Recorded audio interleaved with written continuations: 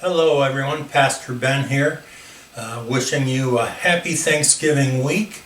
It's a time to think about the blessings that we have received from God, our family, our friends, the faith that we have in a God who loves us so and who cares about us and who gives us the grace to live every day.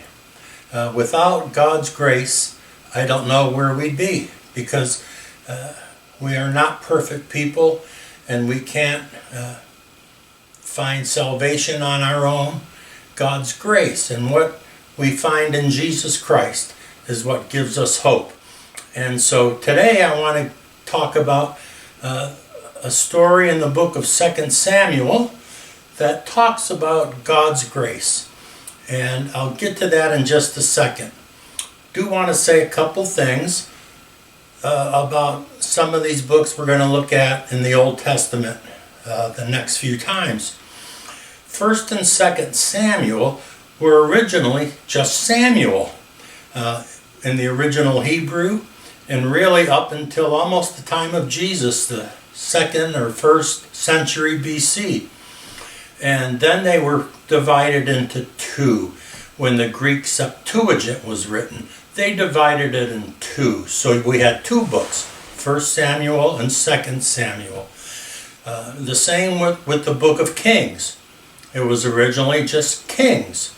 Then it was the Septuagint, the Greek version of the Old Testament, around 100, 200 BC, divided it in two. And so you had 1 Kings and 2 Kings. The same with Chronicles. It was just Chronicles, then you have 1st and 2nd Chronicles. So very interesting to learn some of the history of that, and also just the history of chapters and verses. We're just used to that. We say, well, John 3:16 or whatever it might be. I'm going to look at 2 Samuel 9 today, but for thousands of years or more, there were no chapters and verses. And it was only in the 12th century or the 13th century, somewhere in there, that chapters began to be added. And then maybe around the 14th or 15th century, they began to add verses. So these things are all kind of relatively new. If you get an old Bible from 1000 AD or so, you won't find any chapters and verses. So just something to think about. So now I want to get to chapter 9 of 2 Samuel. And this is a story about King David. Now, 2 Samuel is about David's rise from being a warrior to being the king. And he had to fight for his kingdom. He had to fight to win the kingdom. And so there's stories about victories that he had and how it was a hard-fought battle. And then there's lots of stories in 2 Samuel that are interesting, and some show David and his really good kingship, and also all the sinfulness that he had, like going with Bathsheba and killing Bathsheba's husband and taking her as his wife. And there's all kinds of things with the prophets confronting David, especially Nathan the prophet. Chapter 9 is about the goodness of David. And to me, it's almost like an allegory about God's grace. Because this is David's grace to somebody he didn't have to show any favor to. But he did it out of love and out of a respect for the friendships that he had before, and to make things right. So this is about David's kindness to a young man named Mephibosheth. Mephibosheth. Say that real fast 3 times. David has consolidated his power. He has conquered the city of Jerusalem. He's had a house built for himself. and by Hiram, the king of Tyre, sent materials and workmen down to build David a house. So David is settling in, and he says to one of his servants, "Is there anybody left from Saul's house?" Saul was the king before him, and Saul's son Jonathan and David were best friends. And Jonathan and his father Saul were both killed in a battle of Mount Gilboa, which is the last story in the book of 1 Samuel. And David had made a pledge to Jonathan at one point that if anything ever happened to Jonathan, he would look after his family. And so here David is saying, he's remembering his vow, and he's saying to one of his servants, "Is there anybody left that can help, that I can care for?" And the servant says, "There is. And his name is Mephibosheth." And it would be Jonathan's son, the grandson of King Saul, who really could be in line for the kingship. He could be like an adversary, if you think about it, to David. But David says, "I want to reach out to whoever's left and try to show some kindness and to show that, you know, I'm not holding any grudges and I don't hold anything against whoever's left just because they were from Saul's family." Mephibosheth, David learns, is in the land of Lo-Debar. Lo-Debar or Lo-Debar, depending how you want to pronounce it.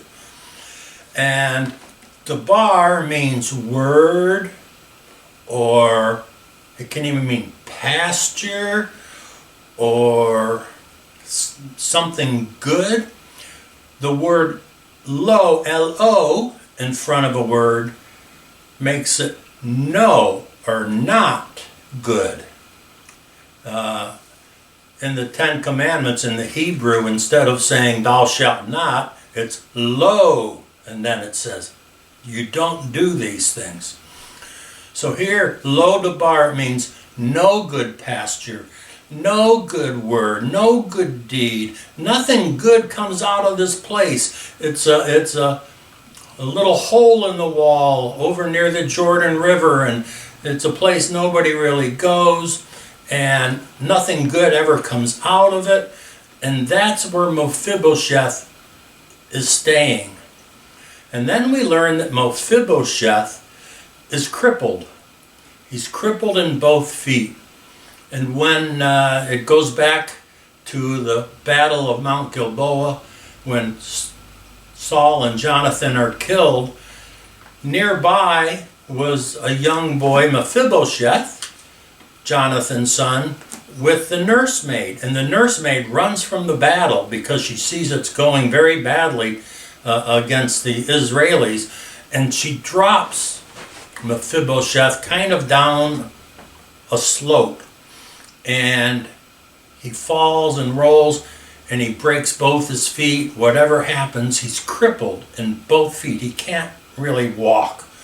And so we learn that Mephibosheth is crippled. David sends a messenger to him to bring him out of Lo-Debar, out of a no good place, out of a place with no pasture, out of a place of forgetfulness. Isn't it beautiful? And he says, "Come to me and live in my house, in my palace. Come and live with me."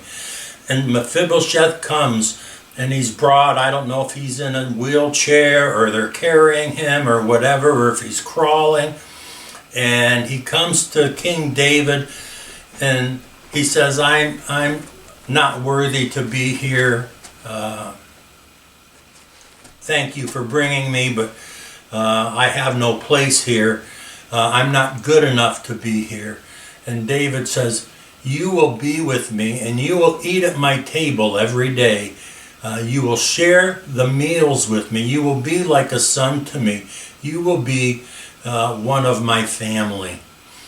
And that's what happens. And the Bible repeats that he ate at the king's table every day and that he was crippled in both feet. It says that several times. It reminds us that Mephibosheth was crippled, and David's kindness brought him into the king's house. Well, you know what? When I said it's like a story that reminds me of God's grace or of Jesus' grace, we're all crippled too. We're crippled by sins. We're crippled by things that we've done. We're crippled by memories. We can be crippled by things that we've done that, we're sorry about. We can be crippled in so many ways. And Jesus reaches out to us and says, I know you're broken. I know you're hurting. But I invite you in. I invite you into my house. Jesus in the New Testament gives parables about people he invites. It's like the master of the house invites people to the banquet, and a lot of them don't come. So he says, go out and bring in all those who are lame and those who are needy and those who are hungry, and bring them into the house. Hey, folks, that's us. That's us. Those who know that they're needy, those who know that they're crippled, bring them in. And that's what Jesus does for us. He brings us into God's house, and he welcomes us, and he brings us forgiveness and grace. And it's the most wonderful gift we could have. And I give thanks for that. It's a wonderful thing for this Thanksgiving week. And the story of Mephibosheth, to me, talks about God's grace and bringing us all into God's house. And isn't it a wonderful thing? So it's a wonderful story. You should take time to read it. 2 Samuel chapter 9, about David's kindness to Mephibosheth. And in the last verse of that chapter, it says, so Mephibosheth lived in Jerusalem, and he ate at the king's table regularly. Now he was lame in both feet. So you see, it repeats that theme. And it reminds me of my own lameness and crippleness, but how God, through Jesus Christ, has brought me home. And I can eat at his banquet table in glory. And what a day that will be. God bless you, and have a good Thanksgiving week. I hope to have something again in the next day or two, and that will be from the New Testament. So have a good day. God bless you.